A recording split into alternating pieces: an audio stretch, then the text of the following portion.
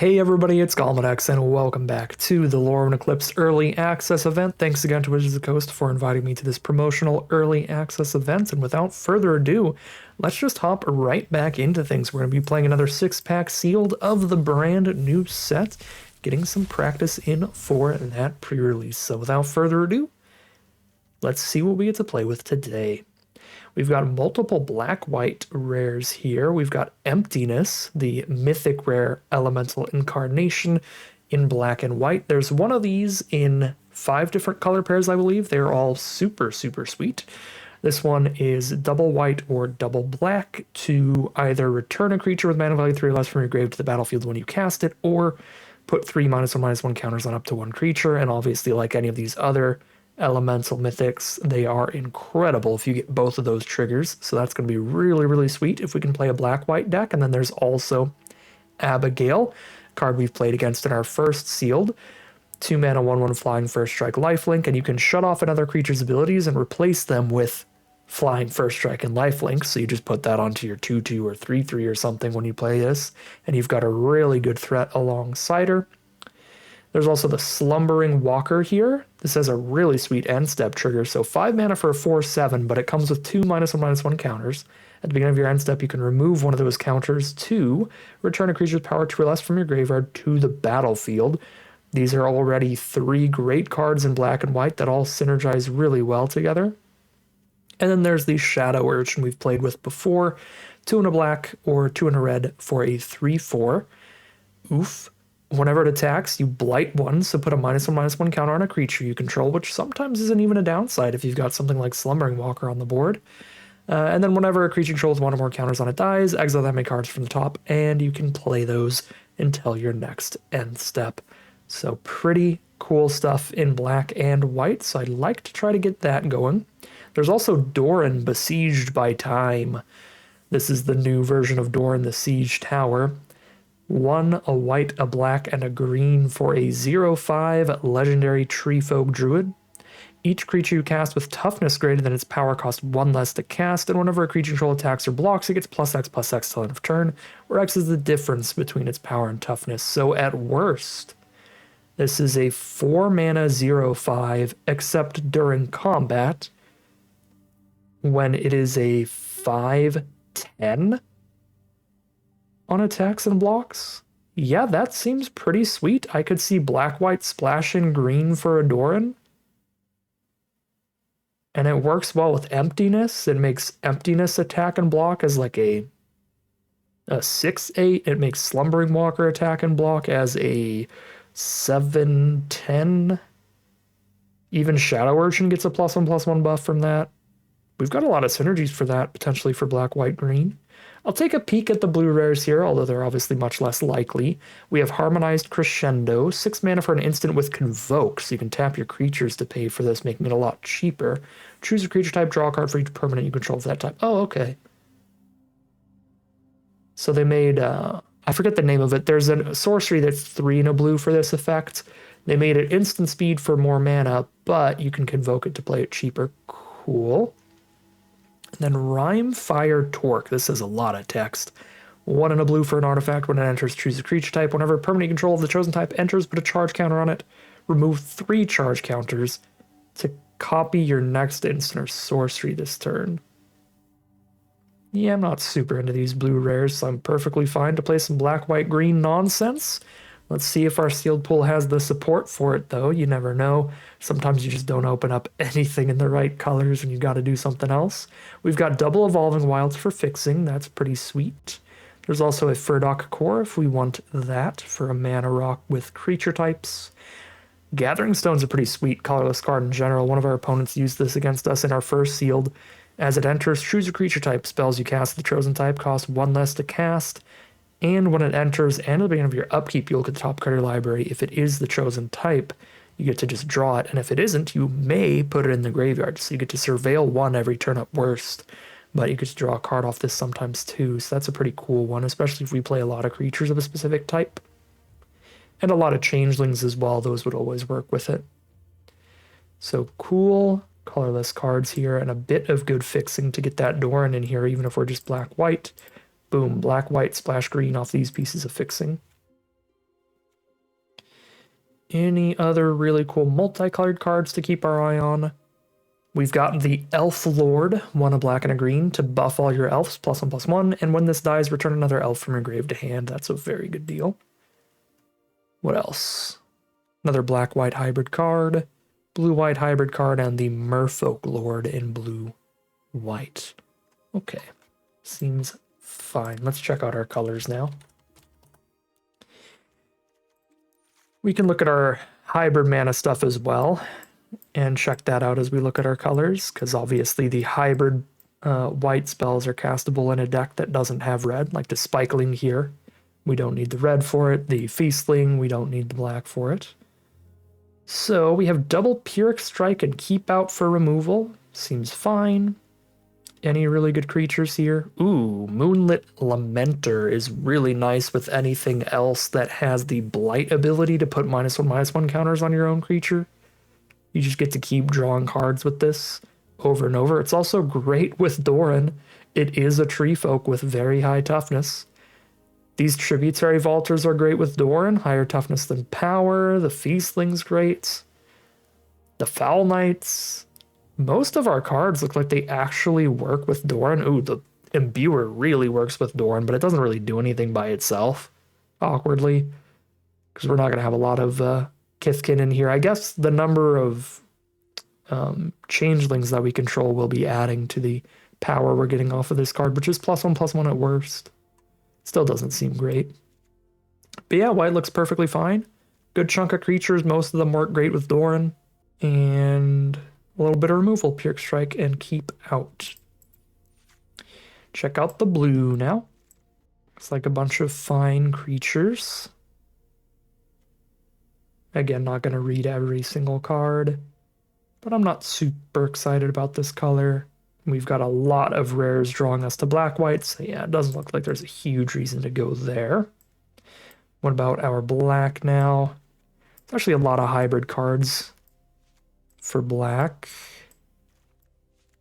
that help to up its count of playable creatures. Yeah, there we go. That looks very reasonable now. Do we have good removal? We have Nameless Inversion and Bogslither's Embrace.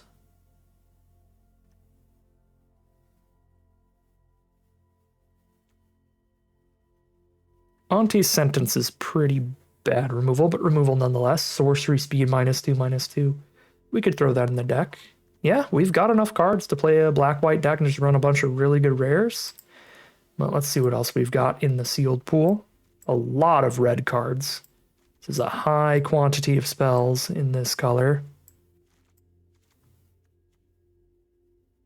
Boulder Dash and Tweeze for removal.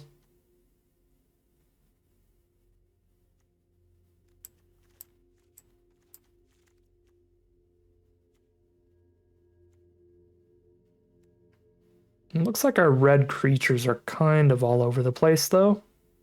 Some cards that care about goblins, some that care about elementals, some that care about having a bunch of different colors on board. I mean, maybe if we go Mardu, red, white, and black, instead, that could be worth it, because this Explosive Prodigy seems really good. All you really need is 2 colors, and it's solid. 2 mana for a 1/1 deal 2 to something. 2 mana for a 1/1 deal 3 is great. The Flame Braider fixes mana. It's also double mana of whatever color we need, so it single-handedly splashes in an emptiness. This by itself is the double white or the double black. Red is interesting here for sure. The Vivid plays well with the emptiness as well. Keep that in mind. And last but not least, let's check out our green. Not a lot of hybrid green here. Very high mana values, the Wildvine Pummelers up there. Those do get a cost reduction for all the different colors you have on board, though. No removal, it looks like. I mean, Unforgiving Aim, sort of. Narrow removal. Pretty low creature count overall. Yeah, green's not really doing it for me outside of maybe a splash for Doran. So, two different ways to take this. We could go red, black, white and try to do some vivid nonsense with some elemental cards. Get a few burn spells in there as well for more interaction. That could be cute. That could be pretty fun. Or we can go black, white, splash, green, play around with the Doran instead. I don't think we can really do both. Our fixing is not great in the pool. It's just these 3 spells, really. So we kind of want to pick one or the other. I suppose one thing to consider is that our best black cards are hybrid, are they not? Yeah, we've got like the one of nameless inversion. What if we go red, white, splash the black? That should be relatively easy mana-wise, right? 2 single black cards off of inversion and embrace. But the rest of the black spells that are really good are Abigail, hybrid black-white, so we can play that with with white mana. Shadow Urchin, which we can play with red mana if we're playing all these red elementals. And the Emptiness, of course, will be a little bit bummed if we can't hit double black for that. But it's also a 6-drop, so we don't really need it till quite late. We've got the fixing for that, as well as, of course, the elemental mana dork helping because it's specifically an elemental, the Emptiness.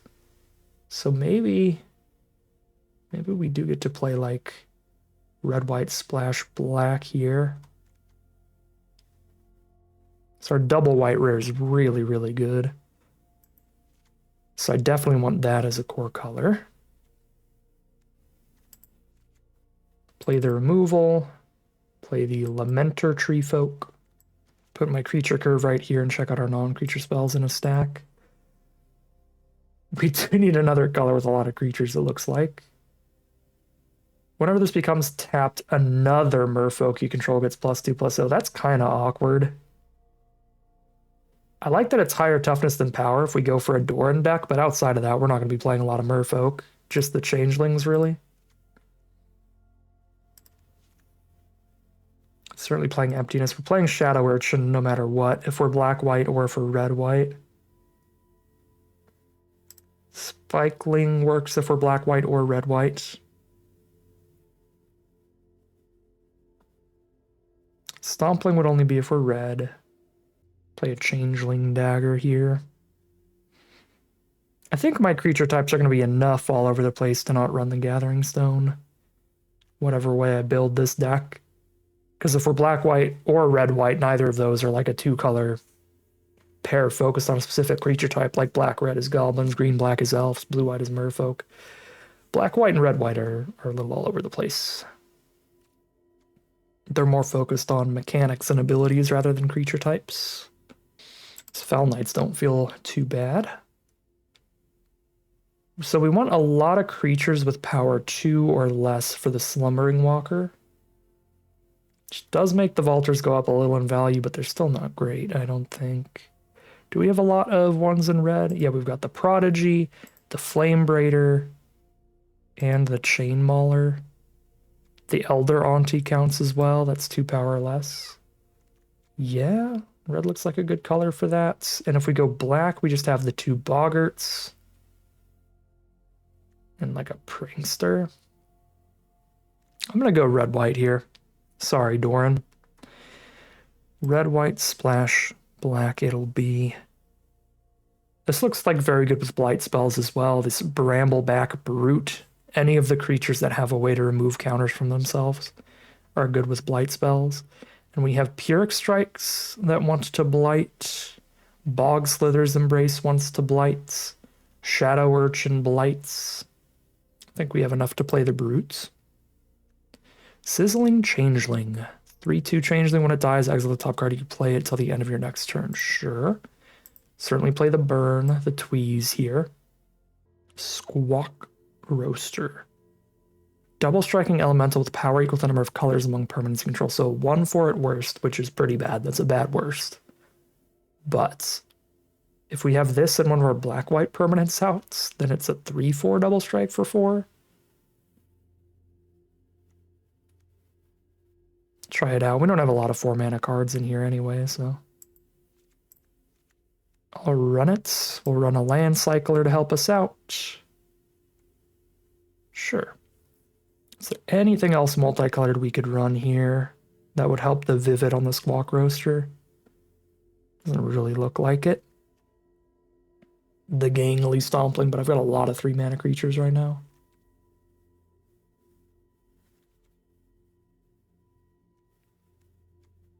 I suppose the Sky Swimmer wouldn't be crazy to run just as a double white and 3 spell. That adds to Vivid, potentially.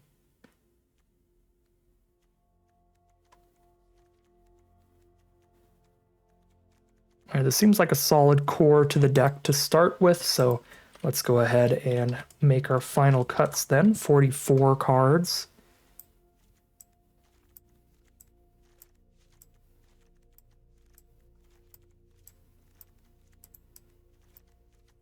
Okay, we have 19 creatures, so we're good to cut a few creatures. Honestly, we could cut 2 to 4 creatures here and still be fine. Don't really want to cut any 2-drops. I don't want to cut down on my lower cards for the Slumbering Walker.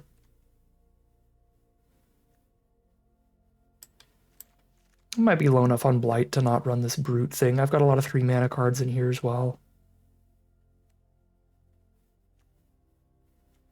That looks fine.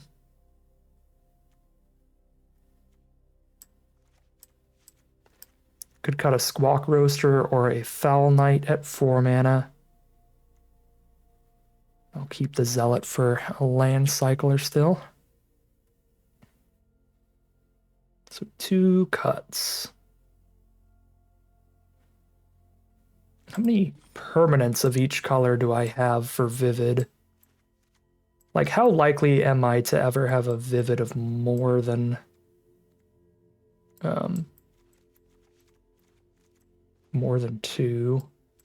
So we have mostly red permanents. So 8 red permanents. So just assume the red permanents is completely irrelevant also, because Squawk Roaster will always be out. That's true. So it doesn't matter if we have a red permanent or not. What matters is how many non-red permanents we have in the deck, which is 1, 2, 3, 4, 5, 6, 7, 8 non-red permanents. Maybe 10 if we run both Foul Knights. 8 in the entire deck, and that's just for getting to 2 power. If it's one of the just white ones. 4 of those are black, though, to make it 3 power. I don't know, I still am not feeling like Squawk Roaster is going to be all that great in this deck, so I'll drop that. And then back to the cutting board here. Cut another 3-drop. Run a Foul Knight. Sure, and then we can cut 1 spell. I think I can cut my Mana Rock. We have 2 Evolving Wilds and a basic Land Cycler here. And we don't really need to ramp from 3 to 5. Most of our deck is 2s and 3s. Yeah, I'm going to drop the Fear Dock Core. Now we make sure we've got good counts of each color. 11 white, 11 red. There's a chunk of black in here, but there's only 2 cards that actually need the black, which is really important to keep in mind. So I think I actually agree with the auto-suggester here. Just 2 swamps should be good enough. And then that's 11-11 split of red and white. It's pretty much even on both those. It's even it's gonna get. Yeah, looks good to me. We'll call it a deck here, hop into the gameplay, see how far we get on our second run of the Lorwyn Eclipsed sealed format. Here we are on the play for game 1. Land Cycler in hand allows me to keep it. I'm not excited about keeping it, but I think it's fine to do so. Get our planes and then keep out their first kind of threat here to buy us time to try to hit some of the best rares in our deck. That's absolutely a game plan. Our opponents on green-red, they drop the Tree Folk Mana Dork to start themselves off. There's Tweeze, which is not big enough to kill it. Keep out is, but not until they tap it for mana once already. So that's a little tragic.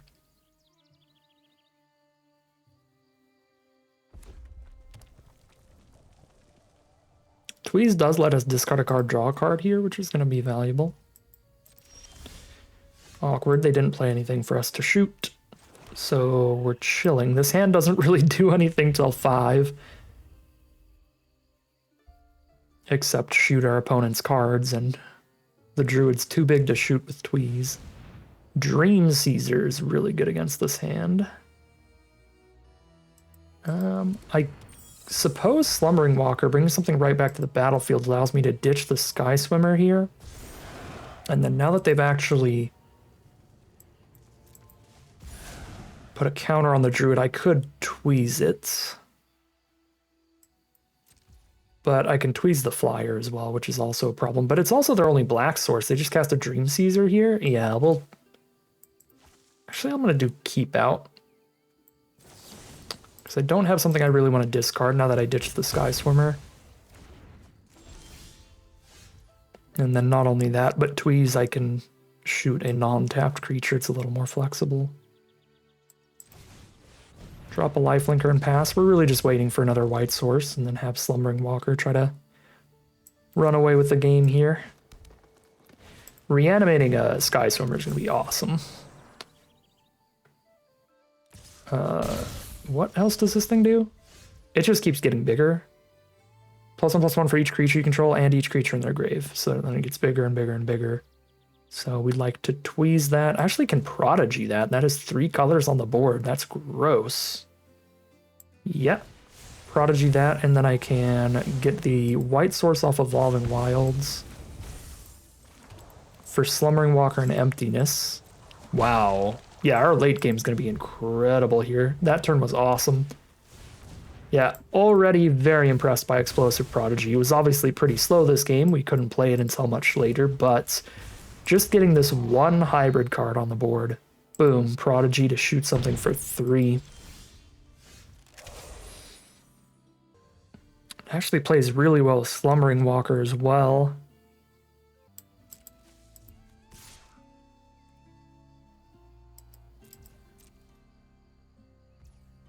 Get 1 free point of damage in. And I'm going to hold off on Emptiness. We could hit a second black source. It's not super likely, but it's possible. And hold this Plains for the Tweeze. Seems reasonable too.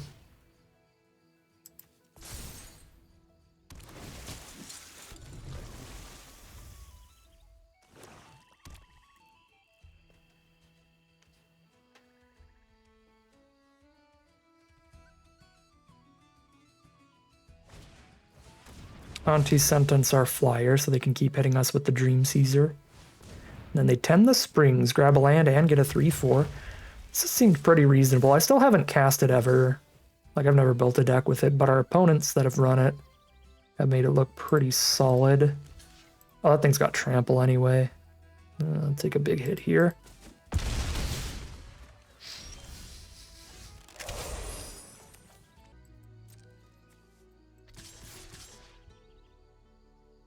No, I need the 4/7 up to block the 6/5, so just send in.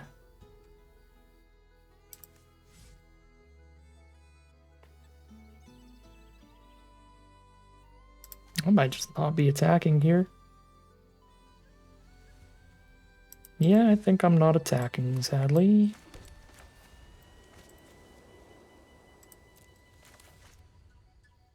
No, wait, no, I should have sent the Feastling in still. So I'm actually...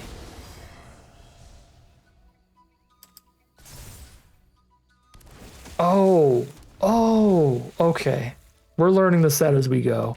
These care about different things. This cares about the power 2 or less. This cares about mana cost 3 or less. Okay, they scooped. We got the flyer to block theirs, and then we just get to start jamming in with our board, so they are over it. In my head, I was thinking for a second there I was supposed to attack with Feastling, because then Feastling Trump attack, then we reanimate it with Emptiness, and then we still reanimate Sky Swimmer with Walker. Which I guess could be the case, because this is both power 2 or less and mana value 3 or less. This one actually works for both cards, but I definitely need to keep in mind in the future that they have different requirements. Mana value 3 or less, power 2 or less. Okay. Anyway, we play some real strong rares. stabilize from their flyer, and just beat down while they flooded out. That is 1-0 heading into game 2. All right, here we are on the play for game number 2. This is a really sweet hand. It has all 3 of our colors. It has Flame Braider early, which is particularly cool because there's a little combo here. Not like a crazy good combo, but a combo where we can use the Flame Braider mana to cast Nameless Inversion. We can cast a removal spell off of our Mana Dork, which is hilarious. So like next turn I could play Elder Auntie and Nameless Inversion if we want. Or we can just play it in the Shapeshifter, the Spikeling creature. So either way, huge surge in mana next turn. This Surveils, it also sets up their mana. It gives the mana of whatever color they need while it's on the board, and they've played mono green for now, Forest, so I think we're going to Nameless Inversion that over playing the Spikeling. Shadow Urchin is the draw, so I guess that is the play instead. Shadow Urchin plus Nameless Inversion.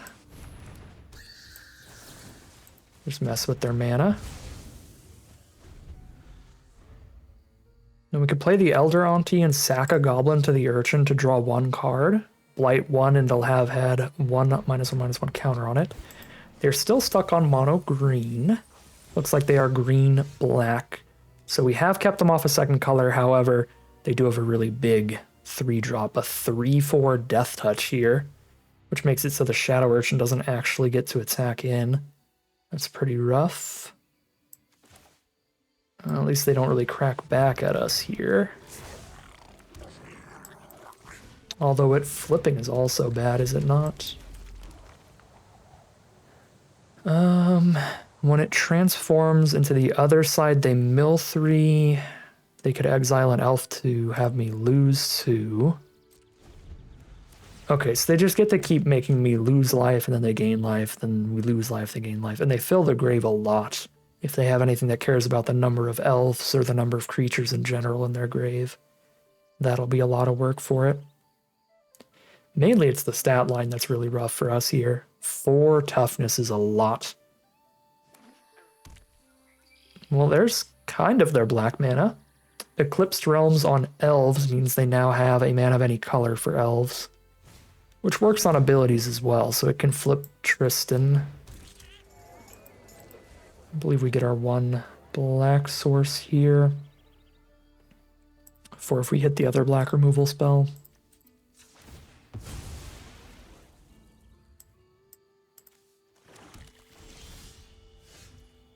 Okay, a flyer helps for sure. Don't mind the Sky Swimmer.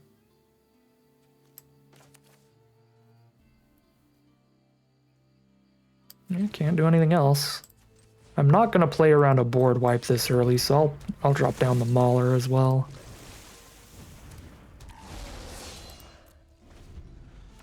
But it's way too early in the set to know if there's a bunch of board wipes or not. I still haven't seen a single one, but I'm sure that there are. The time of recording, I've only played the very first sealed event we did, and no more of the set. But the videos will go up. Sealed, draft, sealed, draft, sealed. So you all may have seen a board wipe in the set before I have.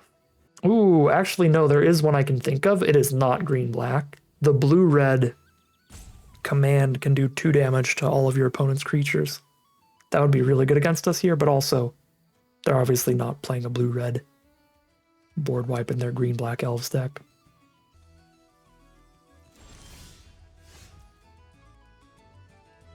Flamebrighter is really good with that. Creature with mana value 3 or less. Okay.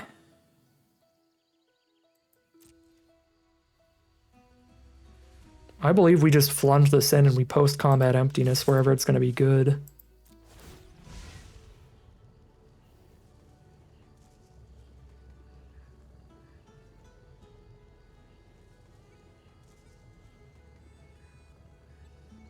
I don't want to draw a card right now because I'm casting Emptiness, but we can play that till the end of our next end step.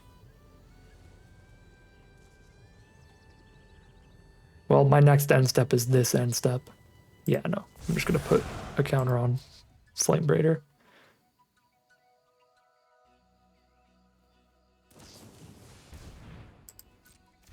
They flash in a 2/2.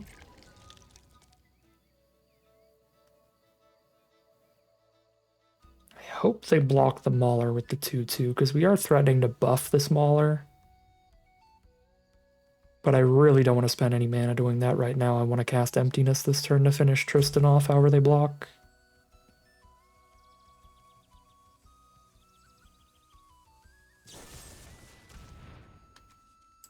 Okay, they're just going to destroy the Mauler straight up. Fair enough. 2/2 for 2/2.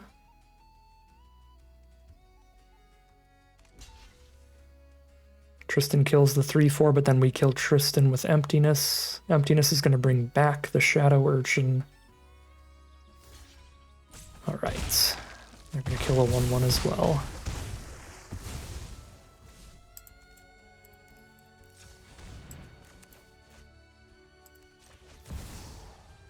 Double white, double black. 3 -1/-1s onto Tristan. And bring back Shadow Urchin. Beautiful. Flame Braider is gonna be legit anytime you have the mythic elementals. Obviously, that's a pretty big ask.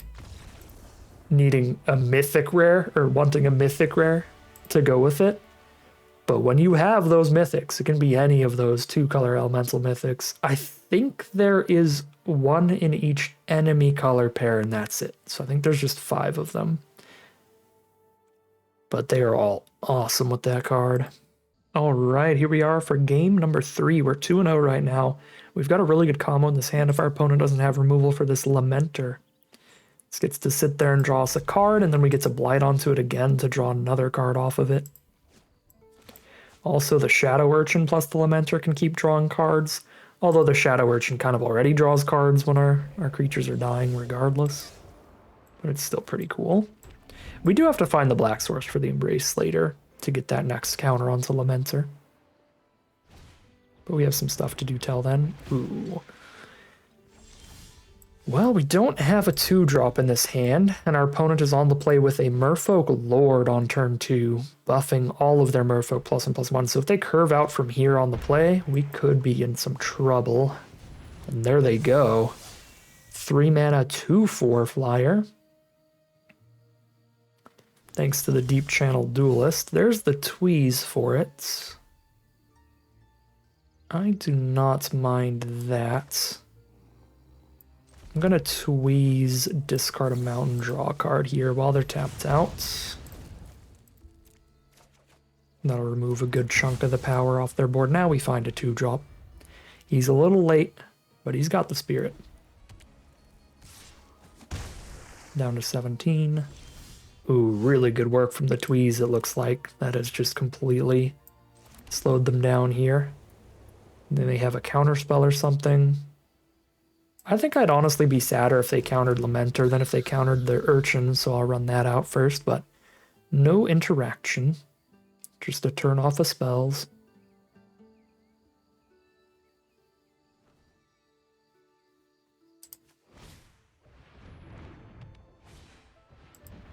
And there they go, Pacifism on the Shadow Urchin, and they can fully exile it later as well. Prodigy does 2 damage. I need to be able to do 3, so I need a white permanent out first. Go Sky Skimmer here, thanks to Convoke.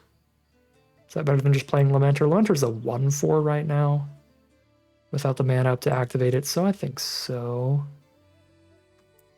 And that makes Explosive Prodigy a lot better. Makes it enough damage to kill either of those creatures. Theirs creatures. You know what I'm saying. Even if they kill the Sky Swimmer, we get to keep a blue-white creature, and this still does 4.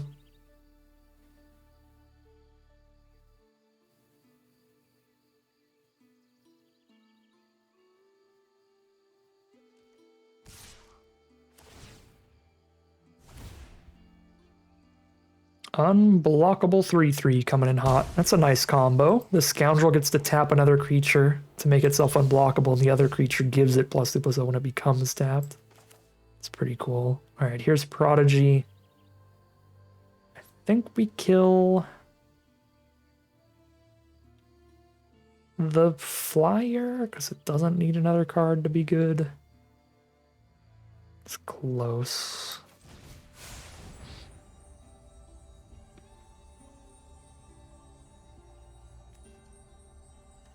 They can exile our urchin in response when we choose our target.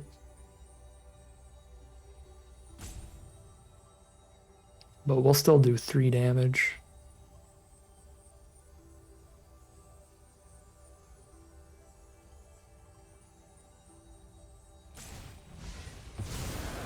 Oh. Okay, well I still do 3. We'll kill that one then if that's going to be an O2. It's actually just great for me. What would have maybe been bad for me is if I chose my target and then response they blighted onto it since it was going to die anyway. But I don't mind things working out in that order.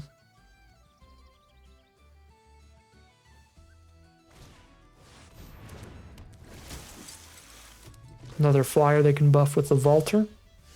Slumbering Walker is a really strong card if we find the mana for it.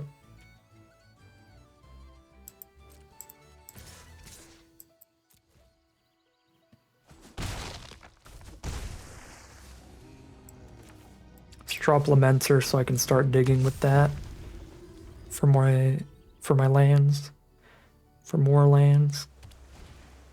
Liminal Hold. Well, there goes my flyer then. They poke for 4 in the sky. But all I need is this 1 nameless inversion to stop all the flying damage. It's the 5th mana for Slumbering Walker. Sadly, they exiled my only flyer, so the Walker doesn't even do its job there. Yeah, that's rough.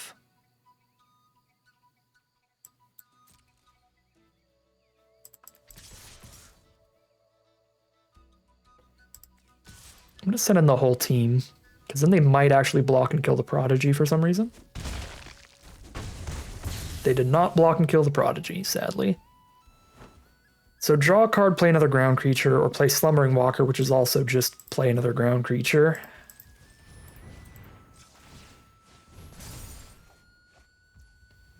Not my black source. This is not good.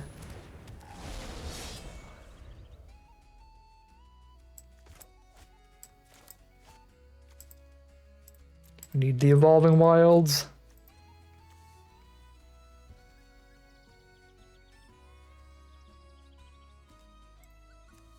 We have 5 black sources, 2 Evolving Wilds, 2 swamps, and a basic land cycler.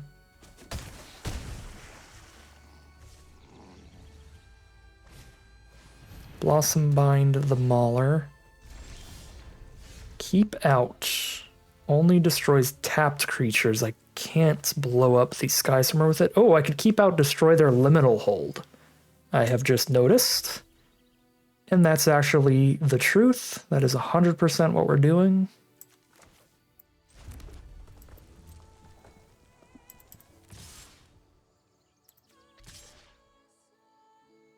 Let's keep 1 ground blocker here. I mean, if they kill the Prodigy, I'll go back to the Slumbering Walker plan. But I think this is Keep Out on Liminal Hold to block the Sky Swimmer.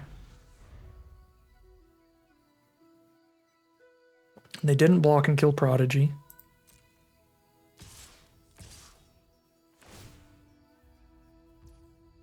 They send in. Kill Liminal Hold.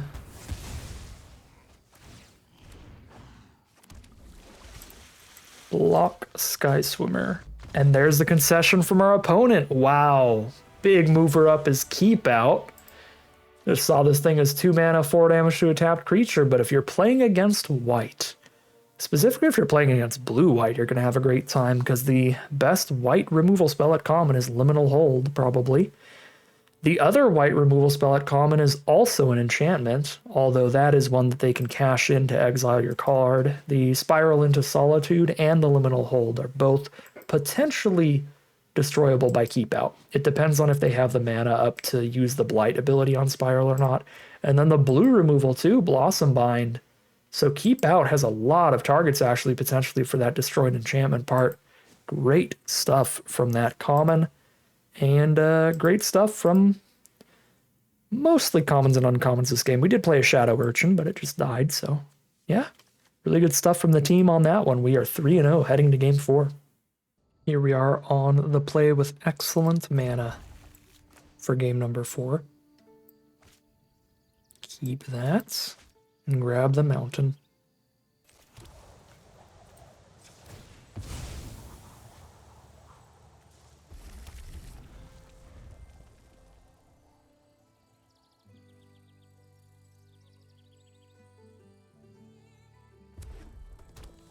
I am not going to spend mana activating this on turn 3, so I'm going to lead with the Spikeling. Soulbright Seeker starts our opponent off, revealing a 4-drop. Cool. Our first draw is Slumbering Walker, which is great. So they have a 4-mana 4/3 that gets a treasure. But this, for now, once they get to 4 mana... No, when they get to 3 mana, they can spend triple red to get 4 red. EU, Explosive Prodigy, shoot my 2/1. So that's how that feels. Feels pretty bad, but Walker can get it back. Emptiness is the draw. I really need to hit all my lands, but I suppose... Yeah, no, I'm going to play a 3/4 here. I'm just going to hold up Tweeze, and I'm going to use it to try to hit my lands.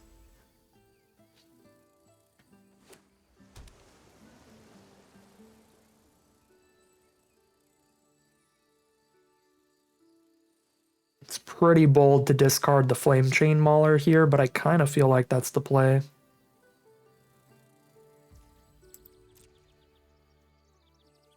Because if I hit a land the next 2 draws, it's going to be a lot worse to have a Mauler in hand than any of these. We want the curve to literally be 4, 5, 6. So 3, 4, 5, 6 is the plan. If we draw 2 cards and neither of them are a land, the odds of them both costing more than 3 are astronomically low. So yeah, it's got to be Tweeze discard Mauler. Like, the most it goes wrong is that if we get insanely unlucky, we draw like a different 2 or 3 drop to play next turn and then miss a land again and then don't play anything to turn after next turn.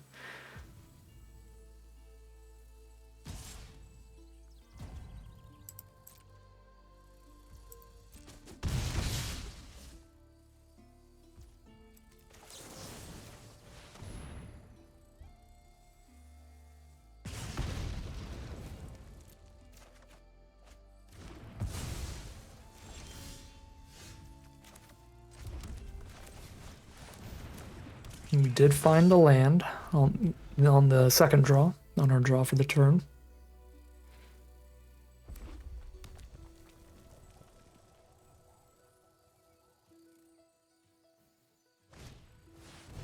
Rhyme Speaker, whenever they cast a spell that costs 4 or more, they draw a card.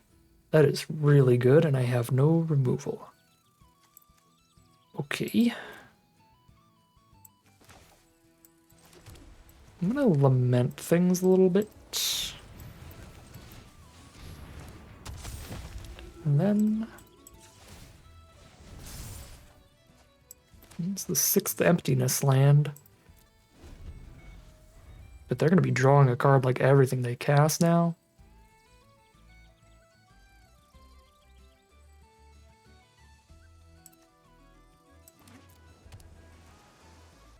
And grab the Mana Sink Elemental with Slumbering Walker. And Rage Flamecaster, now every mana value 4 or greater spell also deals 2 to me. So they're just gonna start playing a bunch of these 4 mana elementals, drawing cards and shoot me in the face till I die. Not into it. Ooh, and the Convoke card counts too. Gnarly.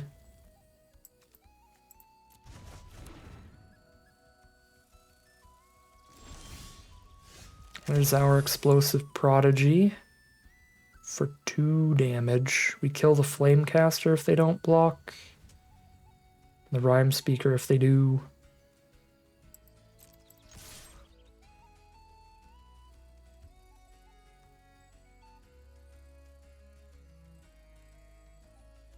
Honestly think it's a little bit better than just picking up a 2/2 on this board. Although, you know, the power toughness of the walker itself is pretty good.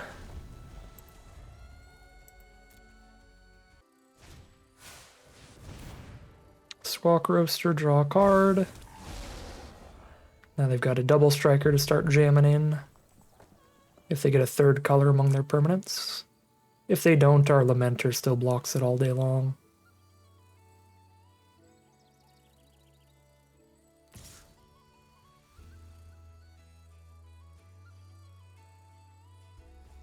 Sure, we can both have a Prodigy engrave. For later. Prideful Feastling. It's the draw.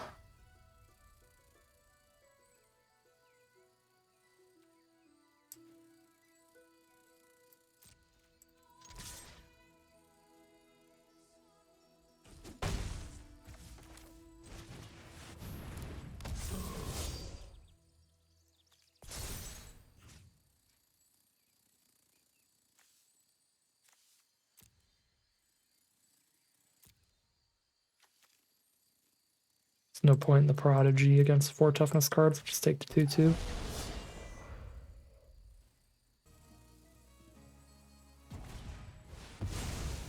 Champion of the Path, some kind of great champion rare. Whenever another elemental enters, it deals damage equal to its power to each opponent. Oh my god. Yep, that's super bad. It's also just 7 power right off the bat. Draws another card with the Rhyme Speaker. Not even a point in Menace, they just block with the first strike and kill the Mauler.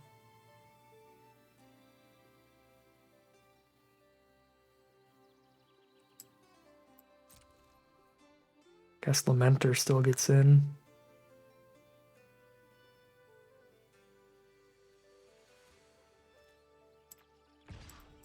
And they get their other card back.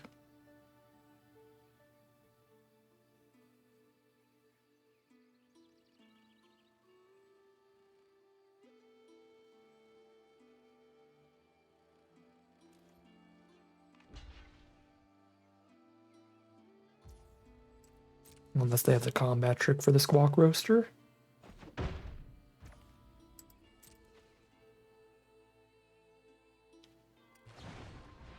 The Tweeze. Yep, that's rude.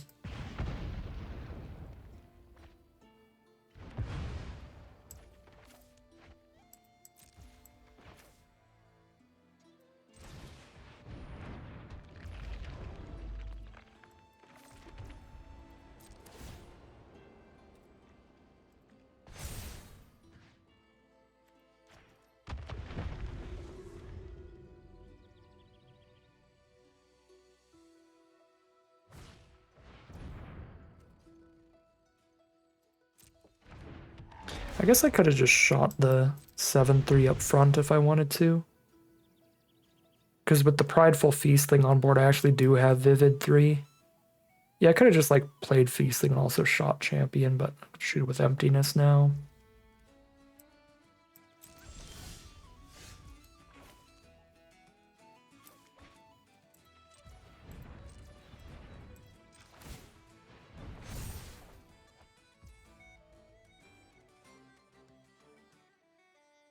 Their stuff's way too high toughness for our deck, honestly.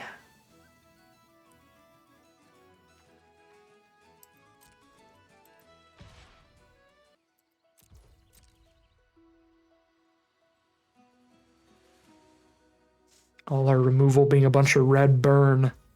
Not great against high toughness cards.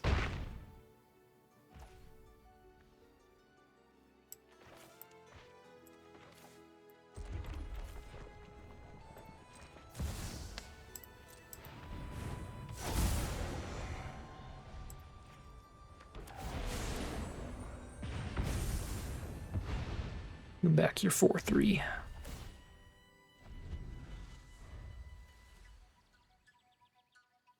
gonna stop getting shot in the face.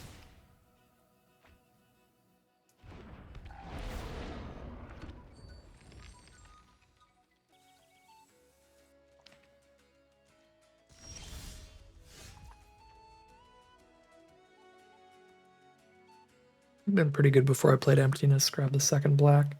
I guess it's still a large creature and a potential draw one. I do have the mana to play that and still have Boulder Dash.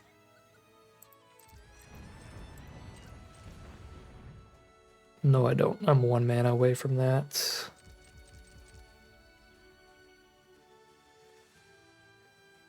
Till the end of your next turn. Okay. Probably still the play.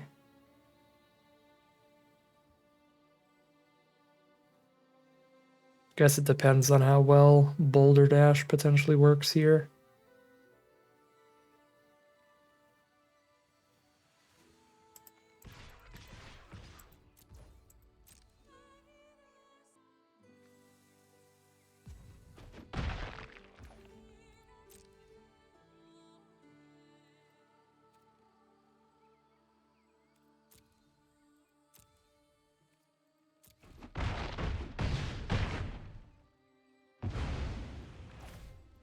Like a Boulder Dash board to me.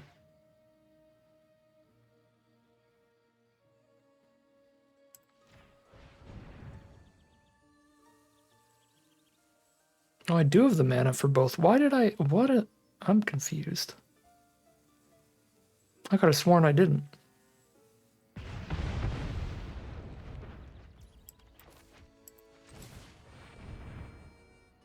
So I was supposed to pre-combat that then. Okay, so we had a 2-drop. A different 2-drop? We didn't anyway.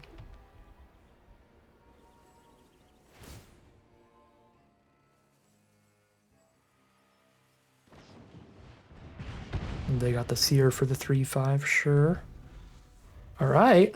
Somehow we're at 13, they're at 8, and they only have 3 cards here. They've grinded a lot of card draw value off Rhyme Speaker, but we're a little ahead on board. Temporal Cleansing the Zealots, we'll keep that as a redraw.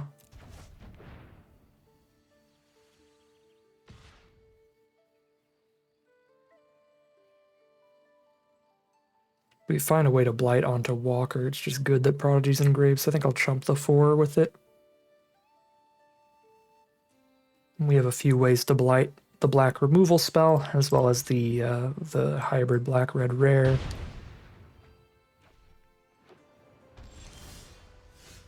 Sky Swimmer is not a blighter, but it is a solid draw.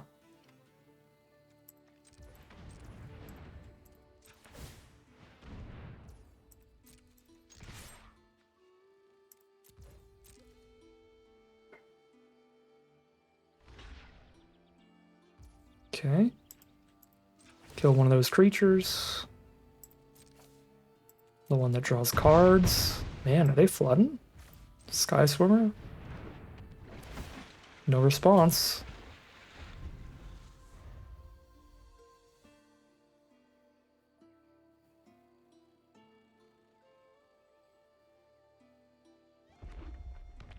Land for turn.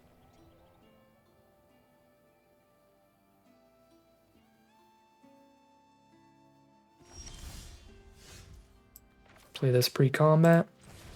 Any removal spell would win the game. Not any, but the one that exiles any creature, the black one, would win. Flamekin Guildweaver does not win. If they drew instant speed removal, that can kill Walker. Ew. Okay. Wow, that was a really good draw. But we're still doing good.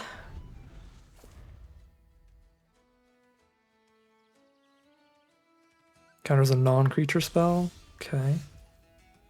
Lets us draw a card.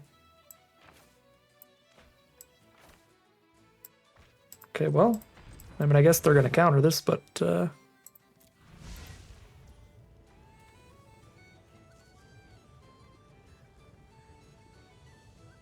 it can't get bigger.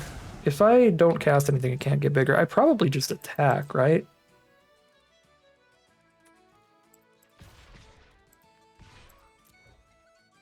They have to kill 2 creatures here to not die?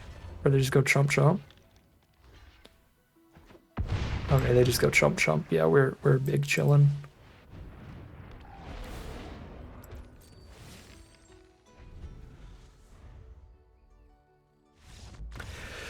I did not think that's where that game was headed.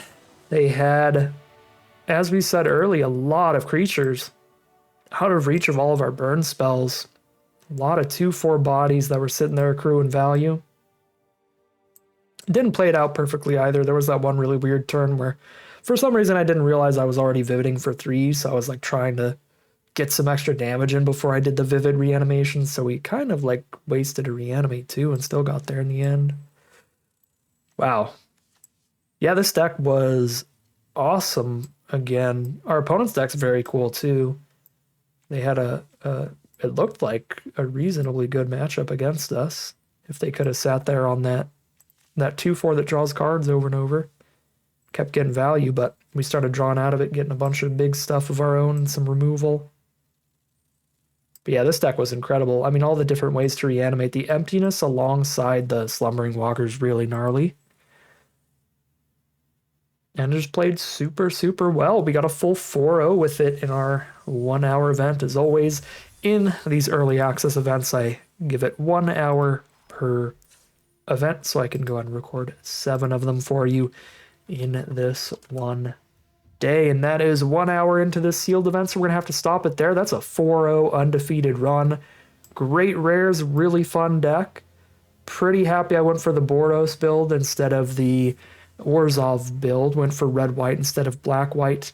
Splashing in Doran would have been a lot of fun, but this red-white splash in black seemed very, very strong and still quite fun as well. So hopefully we'll get to play with Doran another day, but everything that we got to play with today was sweet. Really big fan of this Slumbering Walker. This card seems nuts. Gigantic body for the cost that reanimates 2 of your creatures minimum. And if you blight onto it with something like Bogslitter's Embrace, you're getting another reanimation with it. Super gross. We actually never drew our Pyrrhic Strikes. In none of our 4 games did we draw our Pyrrhic Strikes, but we were drawing the Slumbering Walkers a lot. If we ever drew one of these Pyrrhic Strikes alongside the Walker, it's another pretty gnarly combo. The Blight 2, giving the Slumbering Walker 2 more reanimates. That's super, super gnarly. Yeah, there's a lot of cool stuff going on with this deck. We got to do a lot of it, but there is some we missed out on doing. Like, we never really got any -1/-1 synergies to go with the Walker. We didn't get the Strike to go with it. We didn't get the Embrace to go with it or the Urchin to go with it. But we still did some real strong stuff and got a nice little 4-0 run for it. But as for now, but that is going to do it for this event. If you want to see some more Lorwyn Eclipsed, Sealed, and Draft, we're going to be doing that all week leading up to the launch on Tuesday, and then all week from then on. Just going to be all Lorwyn all day long for a few weeks here, and I am so excited. I hope you all are as well. But as for now, as for today, that is going to end today's video. As always, I'd like to thank my patrons and YouTube members for their support, as well as you for watching the video. If you enjoyed it and you're interested in seeing some more, you can always like, comment, and subscribe to tell the YouTube algorithm to send you some more in your recommended feed. If you'd like to support the channel directly, you can check out the Patreon link in the description below. And other than that, as always, thank you very much for watching, and I'll see you again soon for some more Magic Arena.